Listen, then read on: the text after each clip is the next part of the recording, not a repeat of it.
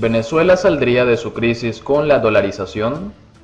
Hoy casi todos los precios se muestran en la divisa estadounidense, incluso en las zonas más populares. ¿Y por qué no dolarizan de una vez Venezuela? Son muchos los ciudadanos que en las calles se repiten la pregunta con frecuencia. Claman por la divisa estadounidense como solución inmediata para la maltrecha economía, pero esa receta está, según los expertos, lejos de ser una varita mágica y viene cargada de inconvenientes. El ejemplo de Ecuador, que adoptó el dólar y renunció al sucre en el 2000, se repite como modelo para una Venezuela asolada por la hiperinflación, la devaluación del bolívar soberano y en el que las cuentas públicas son un auténtico misterio dentro del caos institucional, pues no se hacen bajo la premisa de luz y taquígrafos. Por supuesto, y siempre jugando la política ficción, si un gobierno venezolano quisiera adoptar esa medida, tendría que sortear en primer lugar las férreas sanciones impuestas por Estados Unidos, que impiden pensar que ningún político del país caribeño pueda tomar hoy una medida así. No hay varita mágica. Sin embargo, el economista Ronald Balsa, profesor en la Universidad Central de Venezuela, advierte: se le está atribuyendo al dólar la propiedad de corregir problemas institucionales que son los que causan esta inestabilidad cambiaria y monetaria que vivimos. Poner la discusión en que dolarizar nos ayudaría a resolver los problemas es dejar todos los problemas vivos, es atribuir al dólar un poder mágico que no tiene, mientras el gobierno sigue haciendo lo que quiere con los recursos públicos, sostiene.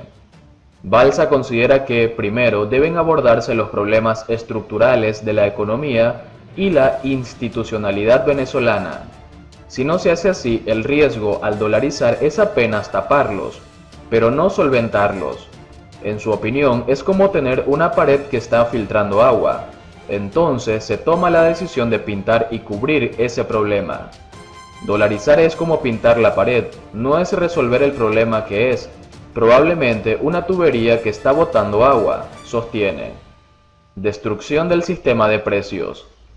El director de Ecoanalítica, Asdrúbal Oliveros, coincide en una buena medida y centra el problema en el contexto institucional. La destrucción del sistema de precios del sistema productivo y la ausencia de competencia que termina provocando que los costos, incluso si están denominados en dólares, suban. Esta es una de las realidades que vive hoy Venezuela, una dolarización de facto, transaccional, matiza Oliveros, por la que casi todos los precios se muestran hoy en la divisa estadounidense, incluso en las zonas más populares, aunque la inmensa mayoría de las facturas se emitan en bolívares por mandato legal. No porque se asuma el dólar, si no cambias el contexto institucional en el que opera la economía, necesariamente va a desaparecer el problema y vas a empezar a tener una recuperación importante del poder adquisitivo, asegura. Por eso explica que las monedas funcionan atadas a una institucionalidad y no tienen poder por sí mismas.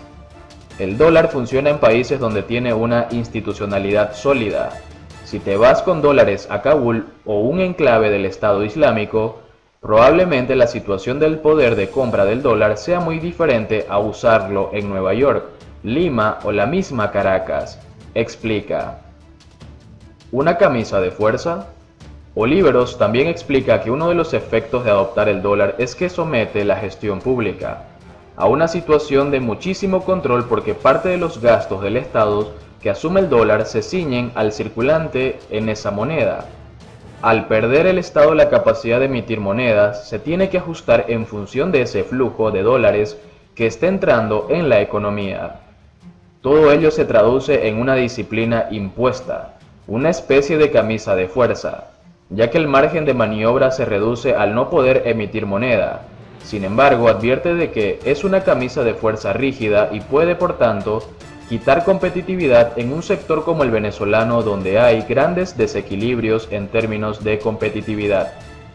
Algunos sectores no serían competitivos asumiendo el dólar y estas industrias podrían ser arrasadas mucho más de lo que son ahora, explica.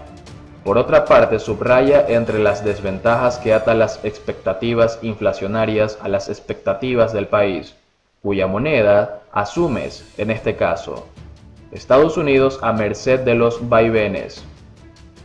Además, al no tener moneda propia, Venezuela quedaría a merced de los vaivenes de la dinámica internacional y más en una economía petrolera como la venezolana, además de terminar atada a las prioridades de política que asuma Estados Unidos, que diseña su gestión monetaria para sí y no necesariamente se adapta a las necesidades venezolanas. Es decir, al no poder tomar medidas propias no podría amortiguar los impactos de los ciclos económicos globales. En gran parte coincide Balsa, quien asevera que quienes defienden la dolarización como una camisa de fuerza, olvidan que emitir bolívares no es la única manera que tiene el gobierno para financiar sus gastos. Los gobiernos pueden financiar sus gastos en cualquier moneda, asegura, razón por la que considera fundamentalmente que cese la opacidad en el gasto público para que éste se pueda fiscalizar, más allá de la moneda en que se ejecute ese gasto.